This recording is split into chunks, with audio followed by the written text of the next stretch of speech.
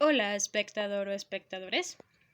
Hoy les hablaré sobre el absolutismo y el racionalismo, que corresponden a los autores Thomas Hobbes y René Descartes.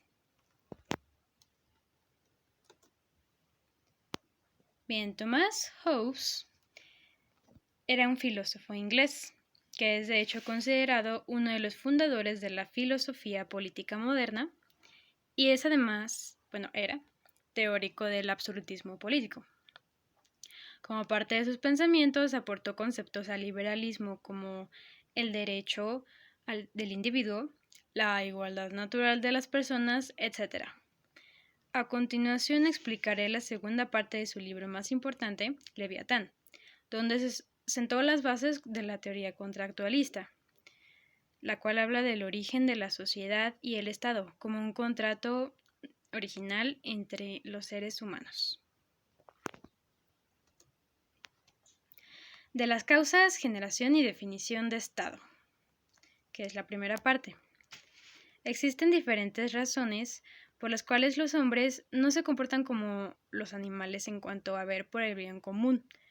Para el hombre no es suficiente este último. Puede tener pensamientos y sentimientos egoístas o negativos. Es por esto y otras razones relacionadas con el hombre en conjunto que el determinado grupo de personas llega al acuerdo de nombrar a un representante o representantes para que vele o velen por sus necesidades, teniendo así un poder común. Este personaje o estos personajes están obligados a mantener este poder a un cierto límite. A la unión de todas aquellas personas involucradas se le denominaría Estado, en latín civitas. Leviatán se llamaría a aquel dios mortal que representa y está a cargo del pueblo. Al titular que está a cargo se le llama soberano y su pueblo son sus súbditos. El poder del soberano puede surgir por dos vías, ya por fuerza natural, es decir, que el pueblo sea sometido, o la otra alternativa es que el mismo pueblo se someta voluntariamente, poniendo su confianza en el soberano.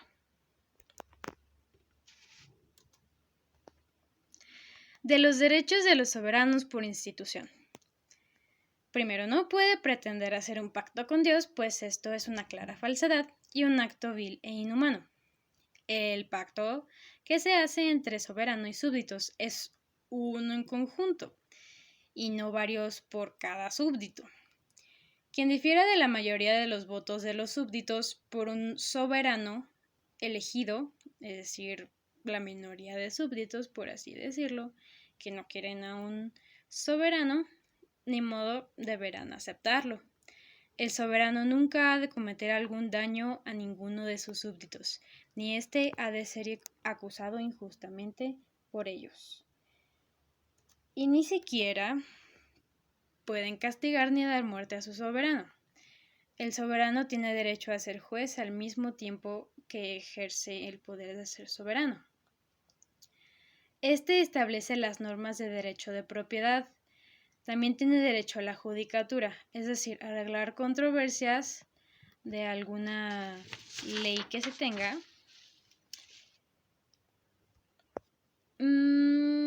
También tiene derecho a hacer guerra o paz con otras naciones y también tiene derecho a elegir a todos los miembros de su gabinete. La soberanía debe ser honorable y con sus valores y principios firmes.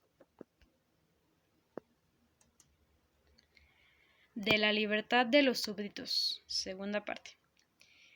La libertad significa en sí ausencia de oposición. Puede aplicarse tanto a los seres racionales como a los irracionales. Con este concepto se dice que es un hombre libre, aquel capaz con fuerza e ingenio, que no tiene ningún obstáculo para realizar lo que desea. Temor y libertad son coherentes entre sí, pues el hombre, por temor a lo que pueda suceder por determinada situación, tiene la libertad de decidir hacer algo o no. Necesidad y libertad son igualmente coherentes, pues por la necesidad que tiene el hombre de algo, por lo tanto entonces tiene la libertad de hacerlo. La libertad en este texto no es la del hombre en su individualidad, sino se refiere a la del Estado, lo que coincide con que el hombre en sí no la tendría de no ser por las leyes que lo rigen. En el acto de la sumisión de los súbditos ante el soberano se implican dos cosas muy importantes, la obligación y la libertad. Decía Hobbes, no existe obligación impuesta a un hombre que no derive de un acto de su voluntad propia, ya que todos los hombres igualmente son, por naturaleza, libres.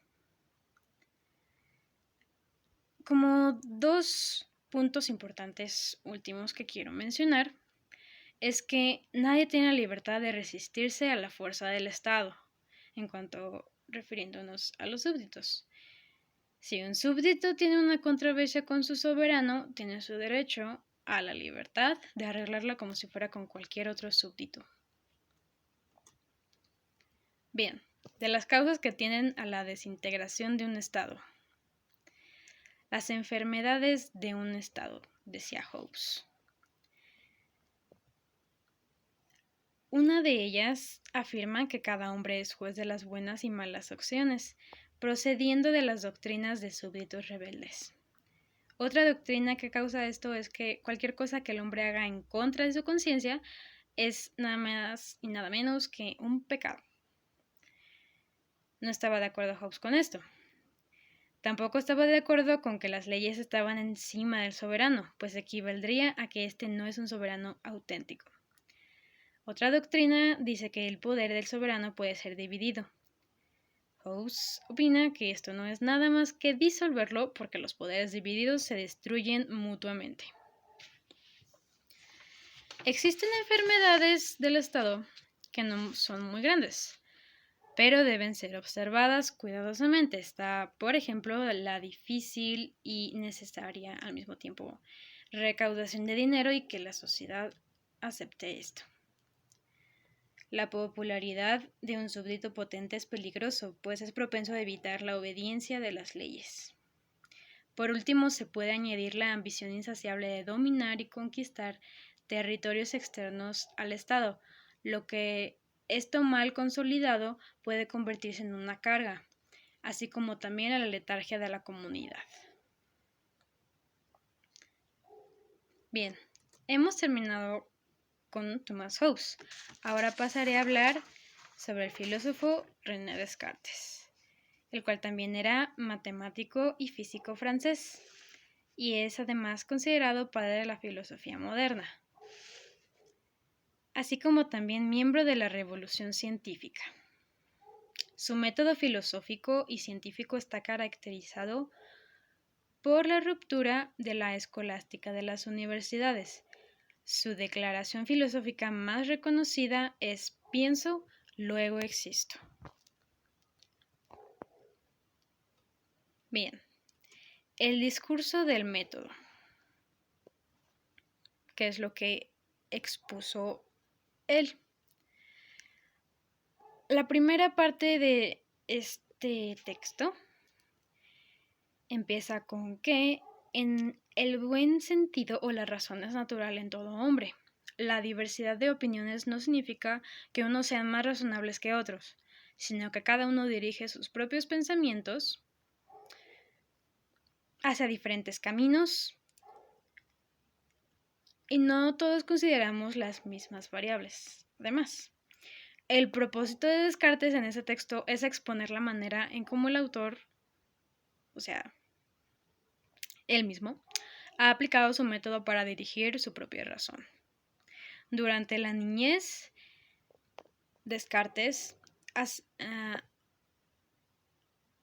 le habían asegurado que a través del estudio de las letras tendría un conocimiento mucho más claro y seguro de todo. Pero en cuanto acabó esto, le empezaron a surgir muchas dudas acerca de la veracidad de lo que había aprendido. Y en lugar de sentirse bien consigo mismo, y también instruido, vio más por las cosas que ignoraba. Opinaba de la filosofía que, aunque se ha hecho crecer con los más ingeniosos de todos los siglos, todo puede ser objeto de disputa y consecuencia dudosa. Y en consecuencia, dudoso. Decidió entonces dejar el estudio de las letras y decidió empezar a usar su propio razonamiento en él mismo, pensando que cada persona podría encontrar la verdad en los asuntos que le corresponden. Consideró que aunque algún pensamiento o alguna opinión sonara ridícula, no dejara de considerarse, pues podría ser verosímil y al mismo tiempo aplicada por otras personas. Segunda parte, preceptos de lógica. A Descartes le bastaron estos 4 puntos de lógica. Primero, no admitir como verdadero algo si no se tiene la certeza de ello. Dividir cada una de las dificultades examinando cuidadosamente la mejor solución. Conducir ordenadamente los pensamientos empezando por los objetos más simples, para ir ascendiendo poco a poco hasta los más complejos. Hacer recuentos integrales y revisiones generales en todo, estando seguro de no omitir nada. Tercera parte. Vivir adecuadamente es a lo que yo le llamé esta parte del texto. Bien, primero, para vivir bien, Descartes resumió entonces en estas siguientes máximas. Seguir las leyes y costumbres de su país conservando la religión del cristianismo. Ser firme y lo más resuelto posible en las acciones y seguir constante en las más dudosas opiniones. No poner como prioridad a la fortuna, no ponerse a sí mismo antes que al orden del mundo. Y lo único que está totalmente a nuestro poder son nuestros propios pensamientos.